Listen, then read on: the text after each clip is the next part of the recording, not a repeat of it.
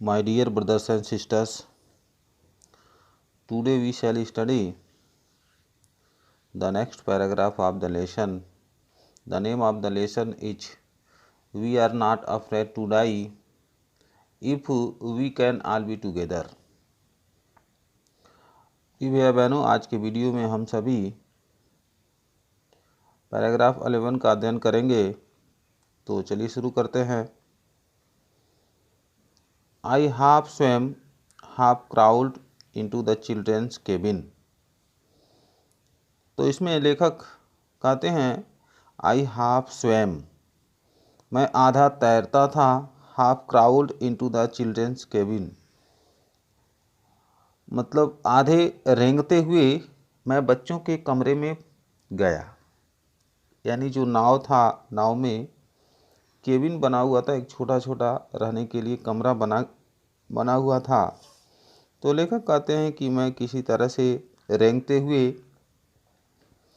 बच्चों के कमरे में गया।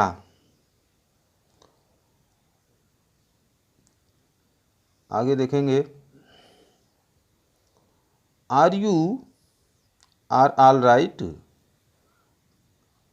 आई आस्क्ड, मैंने पूछा क्या तुम सभी ठीक ठाक हो।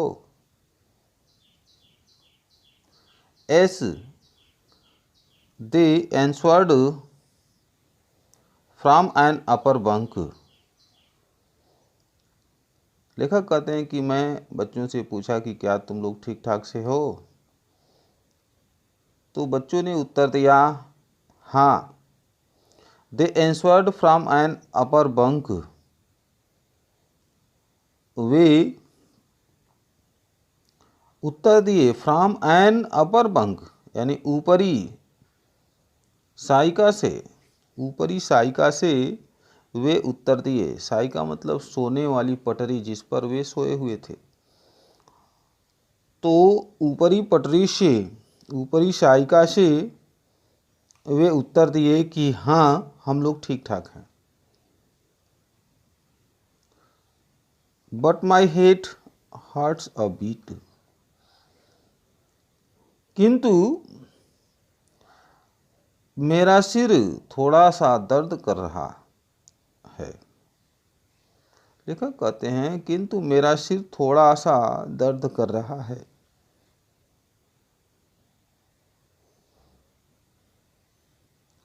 said Shiv, pointing to a big bump above her eyes. above her eyes, इसमें बताया गया है कि said शिव, शिव यह नाम है। शिव ने कहा कि मेरा सिर थोड़ा सा दर्द कर रहा है। Pointing to a big bump above her eyes, यानी अपने आँखों के सामने एक बड़े साइका की ओर संकेत करते हुए शिव ने कहा कि मेरा सिर थोड़ा सा दर्द कर रहा है।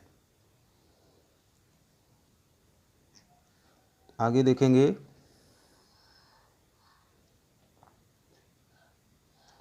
I had no time to worry about bumped heads.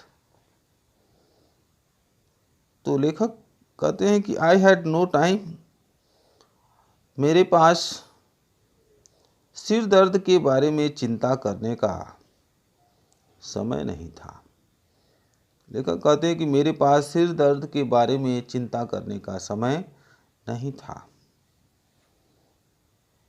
तो इस पैसेज का अध्ययन हम लोग किए। इसके बाद हम अगले पैसेज का अध्ययन करेंगे। अगला पैसेज देखेंगे।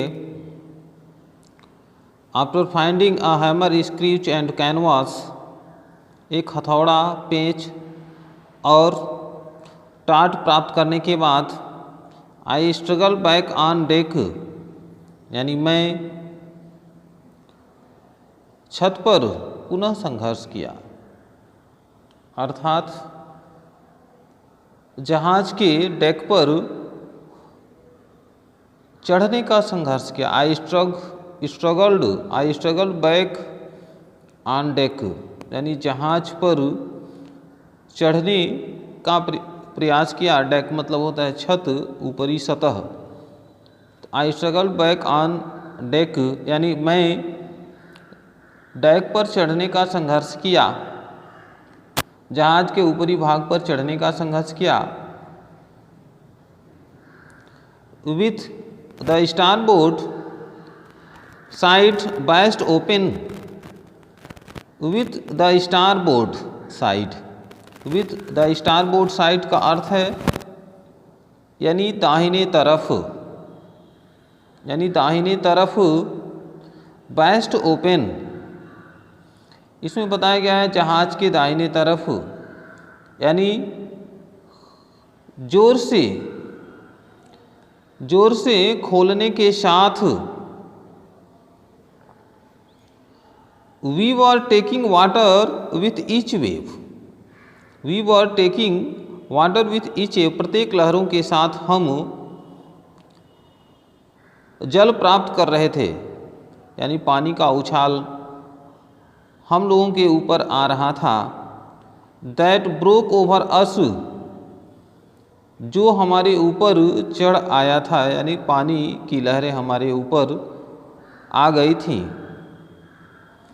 If I could not make some repairs, लेखक कहते हैं यदि मैं कुछ मरम्मत नहीं किया होता, यदि मैं कुछ मरम्मत नहीं किया होता तो वी वुड श्योरली सिंक, तो हम निश्चित रूप से डूब गए होते। अगला पैसेज देखेंगे। Somehow I managed to stretch canvas and secure waterproof hatch covers across the gaping holes। तो इसमें लेखक बता रहे हैं कि किसी प्रकार से I managed to scratch canvas, मैं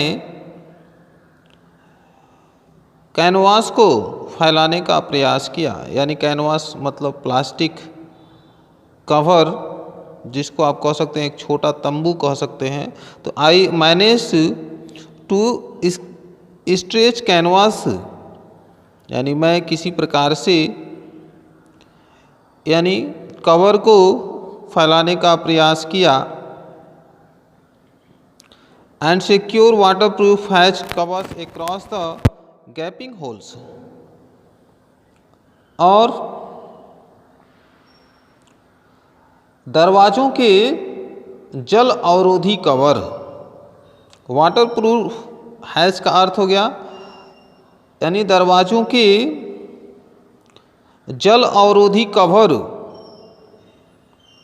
को गैपिंग होल यानी खुले छेद पर बिछाकर सुरक्षित किया। सिक्योर माने सुरक्षित करना। Secure waterproof has covers across the gapping holes, यानी दरवाजे के जल अवरोधी दरवाजे के खुले हुए छेद को ढक करके मैं सुरक्षित किया, जिसके वजह से पानी न जाए। Some water continue to steam below, some water continue to stream below,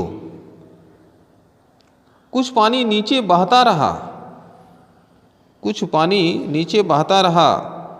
but most of it was now being deflected over the side, किंतु इसका अधिकांश भाग अब दूसरी तरफ टकराकर मुड़ जाता था। इसका अधिकांश भाग टकराकर अब दूसरी तरफ मुड़ जाता था, अर्थात कुछ सुरक्षा हो गई थी। तो प्रिय भाई बहनों, इस वीडियो में पैराग्राफ 13 तक पढ़ाया गया। आशा है कि आप निश्चित रूप से समझ गए होंगे। यदि वीडियो अच्छा लगे तो निश्चित रूप से लाइक, सब्सक्राइब और शेयर करेंगे।